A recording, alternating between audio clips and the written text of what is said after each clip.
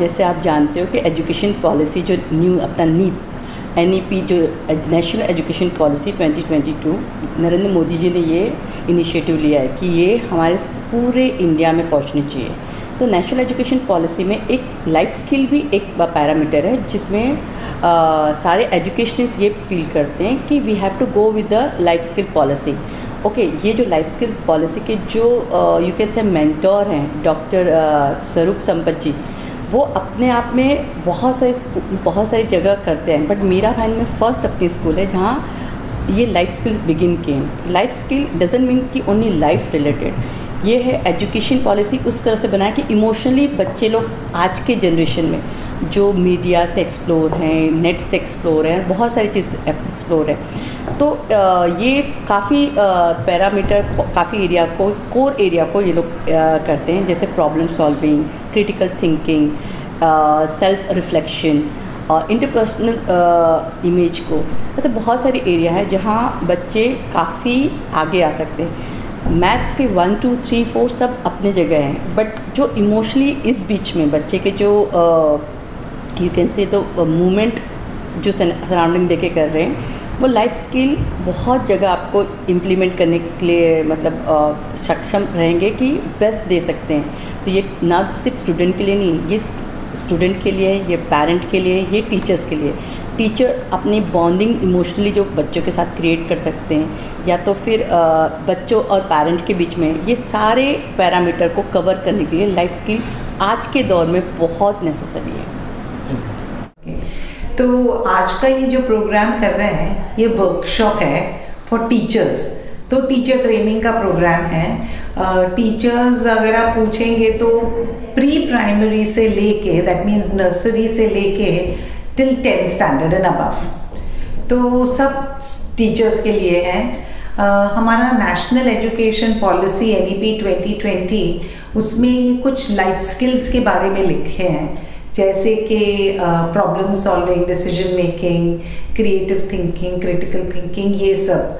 तो जैसे कैसे अगर ज़िंदगी में प्रॉब्लम्स आए तो कैसे हल करना, निर्णय कैसे लेना, इमोशंस को कैसे समझना, ये सब उसमें है। तो आज का प्रोग्राम है वो ये है, पर ये सिर्फ आज के लिए नहीं है। ये प्रोग्राम अबाउट 6 महीने चलेगा। आज ट्रेनिंग होगी, फिर मंडे से टीचर्स अपने क्लास में ये सब यूज़ करेंगे, फिर 1 महीने बाद मैं वापस आके दूसरा टॉपिक सिखाऊंगी, फिर से वो 1 महीना करेंगे। तो ये पूरा ऑनगोइंग प्रोग्राम है। आई थिंक ये फर्स्ट स्कूल है इस एरिया में तो स्पेशली जिसने ये ऑलरेडी शुरू किया है नेशनल एजुकेशन पॉलिसी का अपग्रेड करने का। दूसरा एक इम्पॉर्टेंट पॉइंट है कि ये नाट्य द्वारा है, यानी कि ड्रामा द्वारा। अपने नेशनल एजुकेशन पॉलिसी में ये भी लिखा है आर्ट इंटीग्रेटेड स्टडी। इंटीग्रेटेड का मतलब ये है कि हम आर्ट द्वारा सिखाते हैं। हम आर्ट तो सीखते ही हैं, पर जैसे हमारे क्लास में पेंटिंग होता है, ड्रामा होता है, डांस होता है, वो नहीं। आर्ट द्वारा कुछ और सिखाना, जैसे मैथमेटिक्स या ज्योग्राफी या भाषा, सिंपल लैंग्वेज थ्रू ड्रामा। तो this is what the teachers are learning. ये जीवन कौशल सीख रहे हैं और दूसरा सीख रहे हैं ड्रामा, नाट्य द्वारा कैसे सिखाना, ये सीख रहे हैं। तो इट्स वेरी एक्साइटिंग। एग्जैक्टली, क्योंकि कभी हिस्ट्री वगैरह इतनी बोरिंग हो जाता है ना, पर अगर आप सोचो कि शिवाजी महाराज का या टिप्पू सुल्तान या मणिकर्णिका का पूरा नाट्य द्वारा किया, तो दिमाग में एक बार इतनी अच्छी तरह लिख जाएगा कि वो जिंदगी भर नहीं भूलेंगे। नहीं, ये एक्चुअली नेशनल एजुकेशन पॉलिसी है तो पूरे देश के लिए है।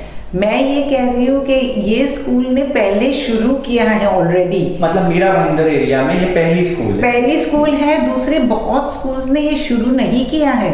दे वेटिंग के करिकुलम बाहर आए, टेक्स्ट बुक्स बाहर आए और तब जाके 1-2 साल में सीखेंगे। सैडली तो मैं सच बताऊं तो कुछ स्टेट्स तो ये कह रहे हैं कि हम नहीं करने वाले हैं, पर ये national education policy believe me is super. और मैं बहुत खुश हूँ कि स्कूल ने इमीडिएटली पहले कदम उठाया। बच्चों पे ये प्रभाव ये पड़ेगा कि ये they will start enjoy learning, वो रियल लर्निंग करेंगे। क्योंकि पहले के ज़माने में कैसे था, वो पोपट तोते के जैसे सीख लो और बाय हार्ट कर लो, फिर एग्जाम में जाके वॉमिट करो, फिर किसी के याद रहता नहीं है, कुछ याद नहीं रहता है। क्योंकि मैं ना सरदार पटेल में यूनिवर्सिटी में भी सिखाती हूँ। कभी कभी ऐसे आते हैं स्टूडेंट्स यूनिवर्सिटी में जो कुछ भी नहीं जानते। वो क्यों है? क्योंकि पहले की सिस्टम ही ऐसी थी।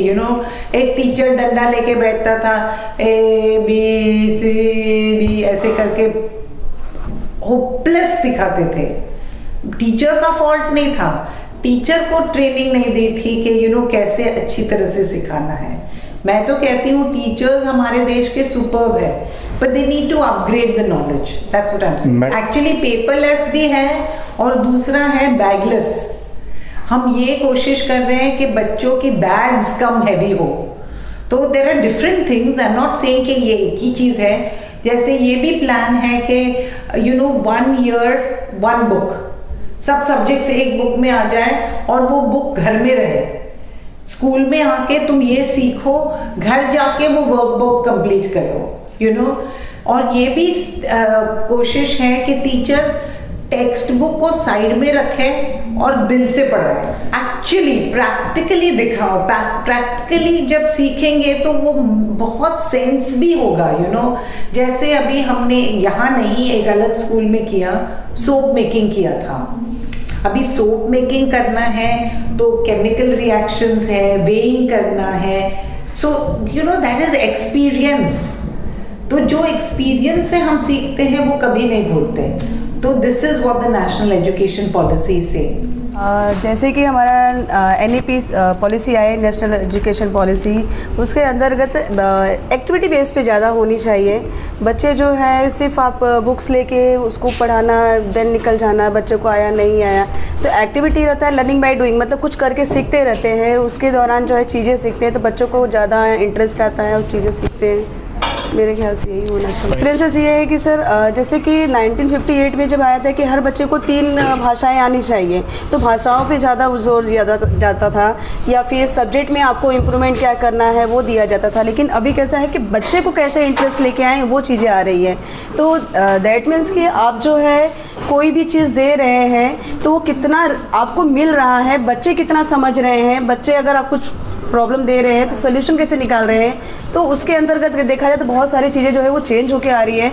तो बच्चे जो है जब समझते हैं तो वो अच्छा करके दिखाते हैं, तो वो चीज़ें हमको समझ में आ रहा है कि नहीं, बच्चों हमने बताया है, बच्चे ने उतना सीखा है और बच्चे जो है उस अकॉर्डिंग काम कर रहे हैं, तो रिजल्ट दिखने को मिलता है, तो वो चीज़ें लगती हैं। सर ये डेफिनेटली है कि इसके दौरान जो है बच्चे जो है बहुत ज़्यादा, बच्चों को अभी जैसे बुक्स लेके बहुत ज़्यादा पढ़ने में इंटरेस्ट नहीं, उनको लगता है कि कुछ ऐसा दे दिया जाए जिसकी वजह से वो काम उसमें करे, इन्वॉल्व हो और उसके बाद वो सीखें। क्योंकि बच्चों को सीखने के लिए आजकल सोर्सेज बहुत ज़्यादा हैं, बाहर निकल रहे हैं, यूट्यूब देख रहे हैं, या फिर बहुत सारे स्मार्ट बोर्ड पे बहुत सारी चीज़ें उनके पास सोर्सेस चीज़ें सीखने के लिए। लेकिन जब ये चीज़ें चलती है तो उनको लगता है कि हाँ ये चीज़ें हो रही है, तो बच्चे ज़्यादा उसमें इनकरेज हो जा रहे हैं। और बच्चे जो है बोलते हैं ना कि खुश होके पढ़ना एक होता है, दुखी होके पढ़ना एक होता है, बोझ लेके पढ़ना, लेकिन बच्चे खुश होके पढ़ रहे हैं। सर